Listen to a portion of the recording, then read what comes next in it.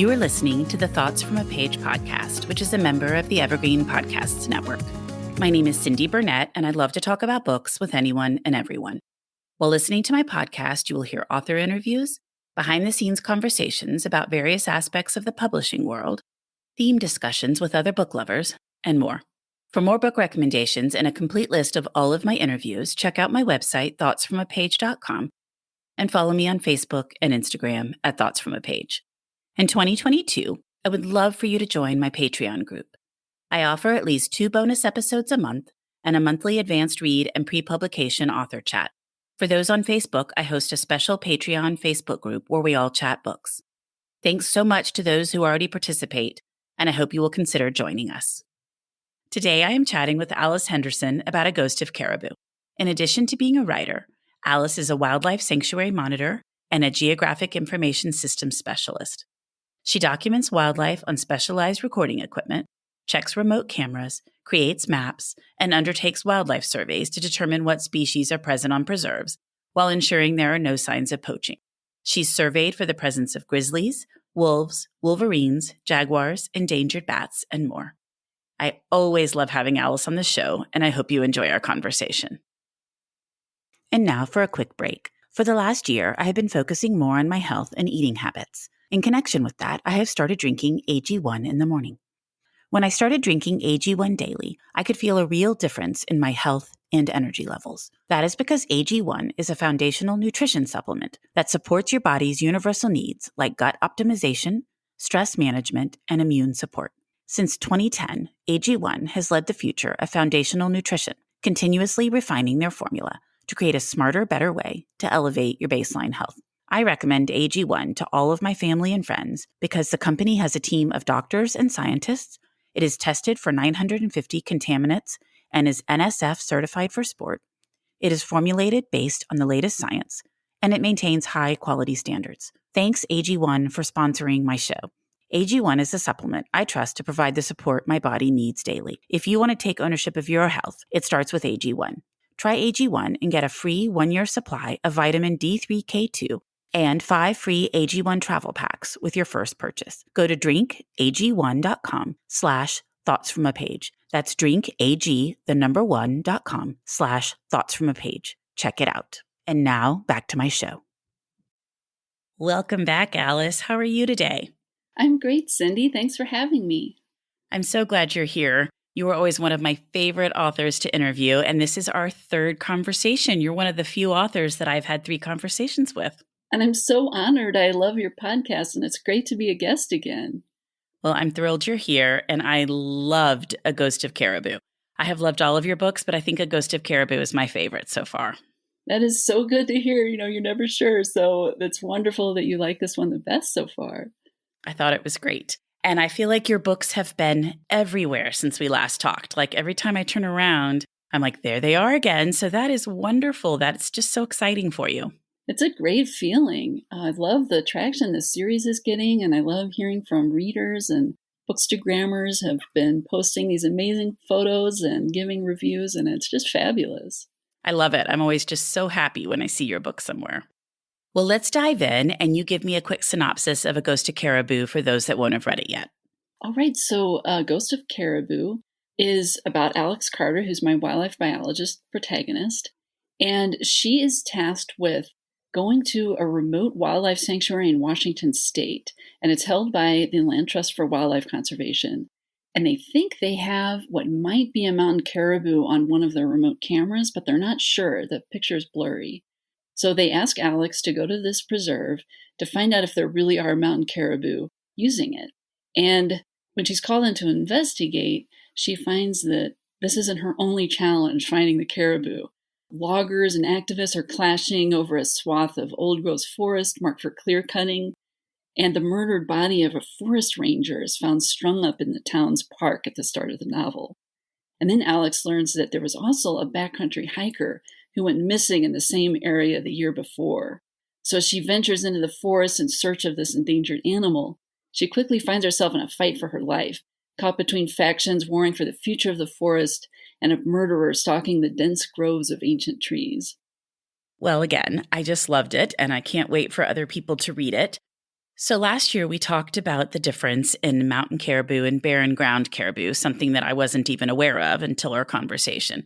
But for those that haven't listened to that interview or haven't read your book yet, could you give me a quick summary of the difference in the two? Of course. So when people think of caribou, they're usually thinking of barren ground caribou, which are the caribou that roam in those massive herds up in like Alaska and the Yukon and Northwest Territories. But mountain caribou are very different. They actually live in much smaller herds in very steep mountainous terrain. And they feed off of lichen during the winter, which has very little nutritional value. So it's very unusual for them to be able to survive on it. And they go up into these steep areas and they stand on the tall snowpack to reach this tree hanging lichen. It's a very specific lichen that grows in old growth forests. But during the winter, because the snowpack is so deep, these mountain caribou can travel up the mountainside and they have these big shovel like hooves that they can stand on top of the deep snowpack to reach this lichen to survive. And the herds can be rather small. Like a barren ground caribou herd, for example, the porcupine herd is many tens of thousands of individuals. But our last in the US southern mountain caribou herd was maybe around 50. And then it just kept getting smaller and smaller and smaller. So they're a very different niche that they fill from the barren ground caribou that roam the tundra. Well, and I loved how you wove in the story of the old growth trees and how a company was trying to tear them down. And then activists were trying to protect them because that is something that really does impact the mountain caribou, correct? That's correct. Mountain caribou face a number of environmental threats. Loss of habitat is a huge one. Because they rely on these old growth forests and the tree hanging lichen that grow in the old growth, clear cutting is a huge problem for them. So when these trees are cut down, obviously the lichen is no longer there, and that lichen takes many decades to grow in these many, many decades old trees. So the lichen isn't there. But another problem with this clear cutting and the loss of old growth is that then these new young forests take over. They have a different composition. And with those young forests come animals that typically graze in younger forests. For example, deer, like mule deer, elk, moose. And with those species come wolves. Now, normally mountain caribou are not predated on by wolves because they're in these very steep areas. So when the wolves move in to hunt the elk and the deer, they're also exposed to caribou. And the problem with this is they don't have a predator-prey relationship with caribou. So for example, if they feed on moose, the moose population goes down. That makes the wolf population go down. Then the moose population rebounds and the wolf population rebounds. But because caribou are just this side animal that they're predating on that they don't have this relationship with, the caribou population goes down and it doesn't affect the wolf population. So they just keep predating on them. And another reason they have access to the caribou are snowmobile trails and plowed roads and things like that, plowed logging roads, that they're normally not having access to the caribou habitat in these steep mountainous areas, but now they do have access to them. So that's one issue with the wolf predation. And then the other thing is climate change. Because these caribou rely on the very steep, deep snowpack to stand on to eat the tree lichen, with climate change, snowpack is getting less and less and less, and they're unable to reach this high-hanging tree lichen in the winter. One of the things I love about your series is that you focus on endangered animals, but with that focus, you also talk about the resulting impact on the environment. So, for example, the wolves and the caribou and how caribou will be eaten by wolves and go away, but it doesn't impact the wolf population at all. And you talk about the lichen and all of that. And I think it's so important because a lot of people who aren't living this stuff day to day don't really understand that the loss of one animal isn't just the loss of one animal, but it completely impacts an entire area, and I don't know, biosphere or whatever you want to call it. You'll have a much better term for it. But the environment is greatly impacted by the loss of an animal more than just the loss of the animal. Absolutely. Everything is so interconnected. And I think as we're seeing more and more species extinction, we're really realizing this cascading effect through the web of life it has when one animal is lost. I think that's exactly right. And now remind me how you decided on the mountain caribou for this one. Well, in 2019, we still had some mountain caribou in the US. They were part of the southern mountain caribou in the South Selkirks, which is in the northeastern corner of Washington, where it borders on Idaho and Canada. So we still had a herd in the contiguous U.S. And this herd was actually protected as endangered in 1983. However, I think a lot of people don't realize it's not like a magic thing when they get listed, then they're protected and it's good and moving forward. I mean, the Endangered Species Act has had some great successes, like with the bald eagle, for example. But in the case of the caribou and many other animals, it was listed in 1983, but then the U.S. Fish and Wildlife Service is supposed to designate critical habitat and come up with a recovery plan. Well, 20 years later, they still hadn't designated any habitat. And this herd was getting smaller and smaller and smaller, like dangerously small. And so they were sued by a number of environmental organizations in 2002 to come up with some designated habitat. But in 2009, they still hadn't done it. So they were sued again. So finally, in 2011, U.S. Fish and Wildlife proposed more than 375,000 acres. But in the end, they decided only to designate about 30,000 acres. That's crazy. It is. It's ridiculous. So in 2012, by the time they finally designated this critical habitat, the mountain caribou population had gotten so small that they were thinking, oh, well, let's just take it off the Endangered Species Act altogether, because they were under enormous pressure from snowmobile associations and anti-environment law firms that thought, well, heck, this animal's almost gone anyway. Why do we still have to have it on the Endangered Species Act? So U.S. Fish and Wildlife hemmed and hawed about delisting them until finally there were only 2 mountain caribous left in this area, in the lower 48. And they were both female, so obviously the herd's not going to get any bigger. So Canada took them. And it was only after we had no mountain caribou left in the lower 48 that U.S. Fish and Wildlife said, okay, we'll keep them on the Endangered Species Act. A lot of good that does them at this point. Right. And the population that they took them to in Canada and British Columbia, their mountain caribou are also not faring well for the same reasons, a lot of clear cutting and climate change and wolf predation. And the sad thing about this is we lost our last 2 caribou in 2019, which was when I was thinking about what species am I going to do next. So when I read about that, and I love caribou, I love seeing them, I'm fascinated by them, I knew that mountain caribou had to be my next species.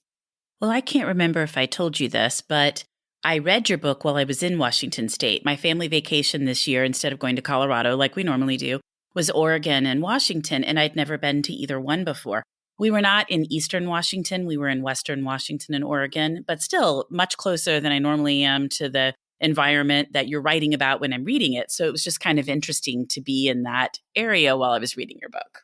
That's fabulous. I love those 2 states. It's just such gorgeous scenery there.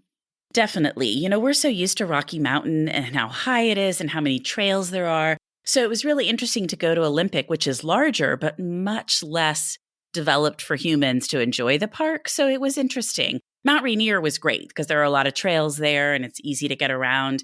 And Olympic was pretty, but you can't really enjoy it like you can enjoy Rocky Mountain unless you're going to really do big, long backcountry hikes, which you would love to do, but my family's not really up for. Yeah, I've hiked in the Hoh rainforest there, and Hurricane Ridge is really pretty. And Hurricane Ridge is pretty, but like once you've been up to the top of, again, Rocky Mountain, you're like, these mountains are kind of short. So it was just sort of funny. And, you know, there's just not, I don't know, it's just kind of funny. But we did like it. And definitely Mount Rainier was beautiful and we enjoyed hiking around there. But I was just kind of surprised by the lack of trails for people and the lack of rangers and all that in Olympic. But I think it's because it's so large and it encompasses so many different things. Like the beach actually was the coolest part, I think, of that park. Oh, it's gorgeous. Did you go to Ruby Beach? We went to the one that's all the pebbles. And now it's not Ruby. What is the name of it? Maybe Rialto? Yes, I think it was Rialto. And we saw all these seals swimming. That was the only wildlife we also saw the entire trip, which I thought was crazy. Because again, when we go to Rocky Mountain, we see so many different things. And we saw nothing, just those seals. Wow. Isn't that crazy? It is. So yeah, it was kind of interesting. And then we also saw tons and tons of clear cutting, which I was also surprised about because you'd be driving along and there'd just be this whole gap of woods, not in the national park, but in the national forest and in a lot of the the areas, all of a sudden you just have this huge gap. It's stunning, isn't it? In both Washington and Oregon, it's like a patchwork quilt with all these bald spots, just huge areas that have been clear cut on the sides of mountains. Yeah, it's really ugly. So you're like, oh, that's such a shame that they do that. But I totally get it because we all are using all of these resources all of the time. But it's a shame they can't figure out some way to do it to keep it from looking so barren like that. It's hard to look at. And there's a lot of alternatives to clear cutting, of course. And then there's not clear cutting the old growth. Like right now, Biden has made a task force to go out and check for all of the old growth so that they're not included when everything is clear cut. So, I mean, that's his intention, is that we can preserve these older trees or older sections of forest. Whether that happens will remain to be seen. But that's the real shame with these mountain caribou is, the way that they could have been saved was to stop this clear cutting of old growth. But instead of doing that or enacting climate change legislation, especially with wolf predation, this is the really sad part, is instead of doing steps to save the caribou and protect its habitat, which would not allow the wolves to have access to them, both the United States and Canada have been killing wolves, thousands of wolves, to keep them from predating on the caribou.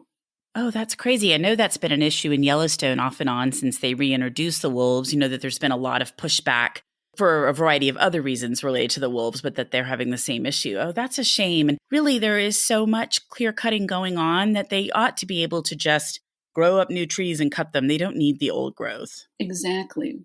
And when you visit some of those places like Sequoia or redwoods, and you see these beautiful old trees, which are, I understand, different types of trees, but still these beautiful old trees, you think, oh, come on, people, we really need to protect this type of stuff while we can. Absolutely. And some of it being cut down, is the reason is just heartbreaking, like virgin forest being cut down for toilet paper. Yeah. No, I agree. Or on top of it, then I know last summer we went to California and went to Sequoia, and we were there in August, and it wasn't even a month after we left that those horrible fires broke out, and they were worried about a lot of those sequoias burning. So, I mean, on top of the cutting, you also have fires and other things that can threaten the trees. So you definitely want to protect them when you can. Exactly. And I talk about this in A Ghost of Caribou, but back before fire suppression really turned out to be a big issue here in the West, and regular forest fires that were started by lightning would sweep through the understory of forests, clearing out the undergrowth.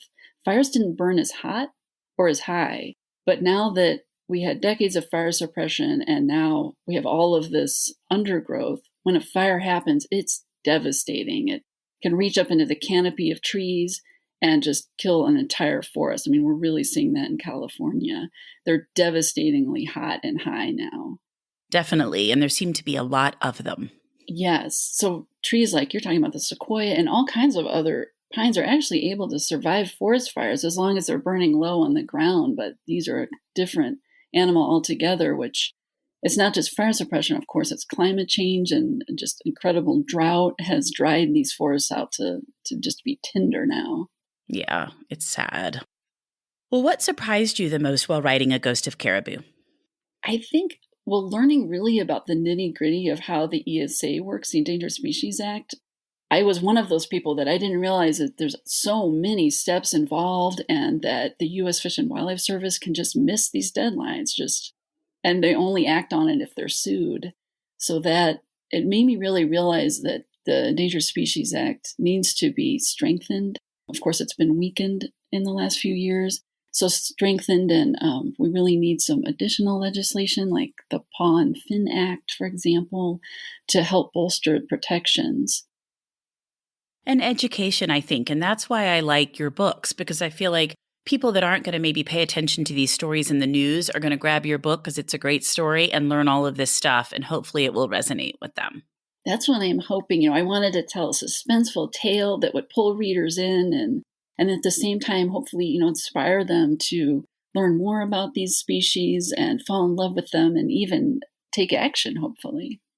And you have great ways to take action, some small, some large, in the back of the book. And I love that because you say it doesn't have to be a 100% all-in type of thing. There are smaller things that people can do that won't disrupt their everyday life at all, but will definitely communicate they're unhappy with the way climate change is going. Absolutely. I mean, you can, if you really want to get out there and get your hands dirty and volunteer for caribou, you can go out and collect that tree hanging lichen I mentioned and help with supplemental winter feeding. There's a couple organizations that do that, the Selkirk Conservation Alliance and the Arrow Lakes Caribou Society, or just support organizations that help with caribou recovery, like those two I mentioned, or Caribou Rainforest, Yellowstone to Yukon Conservation Initiative, and that you can just do from your home computer. So, and of course, writing your representatives and encouraging them to pass more renewable energy legislation. That's what I was just going to say. Write letters to both your congressmen and your senators, but also corporations. Let it be known that this is the way you want things to go. Absolutely. That's such a great point, Cindy, because these corporations are, I mean, money talks, right? And if we let these corporations know we're not going to buy your products if you keep, funding this kind of legislation, and definitely. So everybody needs to get going on that. Yes. Well, talking about a fast-paced story, I was so curious as I was reading your action scenes this time because they're very well done. Is it something that you plot out, or is it something that you just sit down and say, okay, what is Alex going to do here and what's going to happen to her? How does that part of your writing work? That part is my favorite part, Cindy. I love writing action scenes and fight scenes. I'll sit down to write and I know an action scene's coming up and suddenly it's hours later and time has just flown by. So usually what I do is I'll have an idea of what I want to have happen to Alex, like how injured she can get, what tools she has at hand that she could use to help herself get out of the situation. And so I'll have a general idea, and then I'll just start writing and letting it unfold on its own. So it's both organic and sort of plotted out when I write those scenes. So I'm a little bit surprised sometimes, oh, she could use this or do this and fight this way. So I like how it all comes together. It's my favorite part to write. I love that because I feel like you are so mild-mannered. And so it's so great that that's the part you enjoy writing the most. Thank you. So what's up next for Alex Carter? What animal will she be working to protect next time around? So in the next book, it's called A Prowl of Jaguars, and it's set in New Mexico. And Alex is tasked with seeing if jaguars are using a wildlife preserve in New Mexico. And jaguars used to roam like from California all the way to Louisiana. And now I think there's 2 in the US. It's pretty rough. They've been subject to overhunting, of course, and during the fur coat craze and things like that, and also the habitat destruction. But in addition to that, and this book deals with it, the wall. There are ways to build the wall that allows wildlife to still pass through it, but a lot of it are these impenetrable barriers. For example, I just read about a Mexican gray wolf that walked for 42 miles along the wall trying to find a place to cross to find a mate and was unsuccessful. Oh, that's so sad. Yeah. So I've really been enjoying digging into jaguars and their biology and their movements and where they're crossing the border. So like the mountain caribou, the jaguar was listed as endangered on the Endangered Species Act, actually as far back as 1972 across some of their range and across their entire range in 1997. But it took the U.S. Fish and Wildlife Service 50 years to designate critical habitat. So that was only designated as recently as 2014, again, because of being sued by environmental organizations. So there's like little sections in New Mexico and Texas where they can cross into the U.S. So I wanted Alex to dive into that and their environment. And it's going to be very different than the cold Montana and the Canadian Arctic like the previous book. So it'll be in a more desert environment, sort of near the Gila National Forest in New Mexico. That's another thing I enjoy about your book is that she's not staying put. So I'm learning about all of these different habitats and areas based on where Alex is going. Is there a larger jaguar population in Mexico? They are found in Mexico, and in Sonora, Mexico, there's a population there, and they actually extend all the way down into Brazil. And unfortunately, because of poaching and grazing conflicts and things like that, they have been extirpated in some South American countries. So overall, the population is in danger, especially here in the US. There's a lot of poaching here of jaguars. For example, there was one that was crossing into Arizona and unfortunately was killed by a poacher in 2018. And one fascinating thing about jaguars is they have these rosettes in their fur, and they're all unique. So if you see a photo of a jaguar and then a photo of another jaguar, you can tell if it's the same jaguar. So it's pretty neat. These remote cameras on the border can track them just by looking at the pattern of their fur, which unfortunately is how they identified one of the jaguars who had been using Arizona as being the victim of a poacher in 2018. I've always thought that was so cool that jaguars are so distinctive like that, like our fingerprints, but instead it's something you can truly visually see on them. Yes, and from a distance, which is nice and non-invasive way to study them. Exactly. A lot easier than trying to get fingerprints. Yes. Well, back to A Ghost of Caribou. How did you decide on the title, and how did y'all decide on the cover? Same as Blizzard and polar bears and the Solitude of Wolverines. Once again, I chose an animal that really has no group name. And I wanted each book in the series to be the group name of the animal and then the animal. So like A Parliament of Owls or Murder of Crows. So with A Ghost of Caribou, there's a word for a general deer group, the herd of deer, of course, but not specifically for the mountain caribou. So they're often called the gray ghost of the forest because they're so elusive. And so I thought A Ghost of Caribou would be a good choice. And with the cover, it's a departure from the previous two. Did you see that? I did. It's a new designer, and they wanted to go in a different direction. And they also, the cover for the German version of A Solitude of Wolverines, which is called Wild, has that peering up into the trees kind of eerie cover. And so they wanted to go with that sort of feel for this third book. I didn't realize it was a new designer, but I love it. I think it's beautiful. Oh, good. I'm glad to hear it. It's been interesting to see how people are reacting to the new cover. I bet so. I'm sure you're getting all sorts of comments. I am. People seem to really like it, and it's eerie. It is eerie, and I like the way you're just looking up into the trees. It's just a cool perspective. Yes, I definitely wanted them to have like old growth trees on the cover, and HarperCollins is great, and I get a say in the cover and can suggest things that I think would be neat, and then they go from there, which is great because a lot of the time authors have no choice whatsoever. That's right, and it is nice that they take your input. Yes. Well, what have you read lately that you really liked?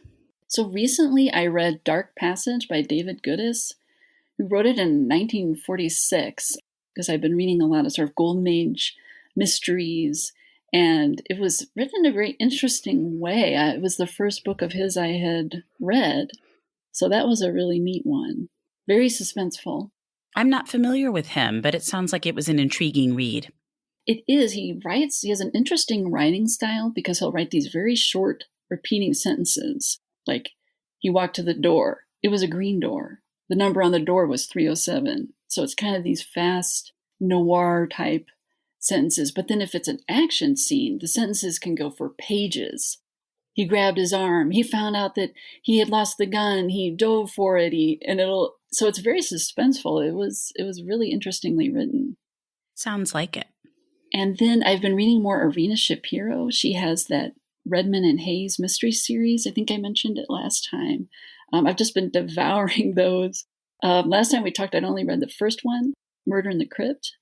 But now I've read Murder at the Abbey, Murder at the Mill, Murder in the Caravan. So you have been diving in. I have been. It's so great when you find an author you like and you can just read everything that they've written. And those are neat. They're about an English lord in the 1860s who is actually an American who fought in the Civil War, but inherited this title in England along with a huge manse. And he helps this local constable solve murders. They're very likable. Everyone is very likable in it, and they're really well written. And that's something nice to read these days, something that everybody is likable in and can kind of take you away from everything happening in the real world. Yes, and I think it's important, especially in suspense or thrillers, to like the characters because otherwise you're not as worried about them and okay. And the last thing that I just finished reading, which was sort of unusual for me, I don't read a lot of fantasy, but I just read Magic Kingdom for Sale Sold by Terry Brooks, which is a delightful book about a lawyer in Chicago who reads an ad to buy a magical kingdom for $1 million. And he thinks, okay, like, is this real? And buys it and finds out, this is in the start of the book, yes, it is a real magical kingdom that he's bought. And the requirement is that he be king of it. It was just wonderful, so delightfully written. Oh, that sounds so interesting. When you first mentioned it, I thought maybe he was being offered the Magic Kingdom at Disney World. I was like, oh, huh. But that sounds like it could be a fun read. The other thing I meant to ask you before we dove into your reads was what kind of research you personally have been working on. So, yes, the research I've been doing lately actually really ties into A Ghost of Caribou. I've been helping out with 2 caribou collar camera projects as a caribou observer. So, researchers affix these collars onto caribou that have a camera on it, a video camera, and it records about 10 seconds of video every few hours. And then as the observer, I watch these videos and then I categorize their behavior. So are they sleeping or walking? Are they shaking their heads to get rid of insects? Are they like feeding their calves or giving birth? So you really get a neat glimpse into these caribou lives. It's so neat to see how they're interacting with each other. And if they have a baby, I get to follow this baby growing up over the course of a summer. And then the cameras fall off at the end. So it's just so neat to see these little calves growing up and frolicking. And it's really neat. So these are barren-ground caribou, actually, in the Alaska and Yukon area. They're not doing very well either. But so I've done 2 projects, one with the 40-mile caribou herd, which is near the Alaska-Yukon border, and the porcupine caribou herd, also in the Alaska and Yukon. So it's a project with like USGS, University of Montana, the Yukon territorial government. So it's a neat mix of people. Okay, that sounds fascinating. It's fun to watch because you're seeing their chin because of where the camera's hanging around their neck. So you can tell if they're just lying around and ruminating or if they're actively grazing. And the other neat thing about it is because it's pointing right at their mouth, you can categorize what exactly they're eating. And so we've learned all kinds of neat things from this project. Like, for example, because summers are now longer because of climate change, this means the insect season is longer, which is a real problem for caribou. They get hit with a lot of terrible insects and parasites, but they have to move to high ground that is unvegetated to get away from these insects. So they're grazing for less time every summer, and so they're not as fat as winter approaches. And they have all kinds of interesting ways that they avoid insects. Like they will press their noses to the ground and aggregate in these big groups so that the insects can't lay eggs in their noses. So you'll see them all standing around a big group, all with their heads down, pressed into the soil. It's interesting. That's so interesting that they can fight back. It is. Well, Alice, as always, it is just so delightful when you come on the Thoughts from a Page podcast. Thanks for taking the time to do so. It's my absolute pleasure, Cindy. Thank you so much for having me as a guest. Coming up on 5 Minute News, I'm Anthony Davis. You might think it's partisan because maybe it's critical of one side or the other, but it's not. It's just the truth. And I think that's also something that's kind of unusual for Americans listening to the radio or to podcasts, because the news landscape in the States has been so partisan for so many decades. So 5 Minute News is verified, truthful, independent, unbiased, and essential world news daily. Thank you so much for listening to my podcast. If you like this episode, and I hope you did, please follow me on Instagram at Thoughts from a Page. Consider joining my Patreon group to access bonus content and support the podcast. Tell all of your friends about the show and rate it or subscribe to it wherever you listen to your podcasts. I would really appreciate it. The book discussed in this episode can be purchased at my bookshop storefront, and the link is in the show notes. I hope you'll tune in next time.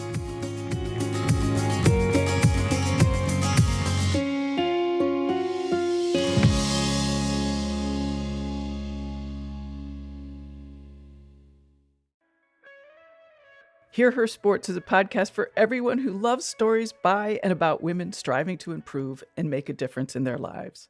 I am your host, Elizabeth Emery, a former professional cyclist. In every episode, I introduce a female athlete or woman in the business of sport through a thoughtful conversation about who they are and the terrific work they're doing. My guests and I explore the glorious and frustrating issues in sports, history, equity, training, nutrition, and so much more. Join us for inspiration, for community, and for love of being a strong, athletic woman.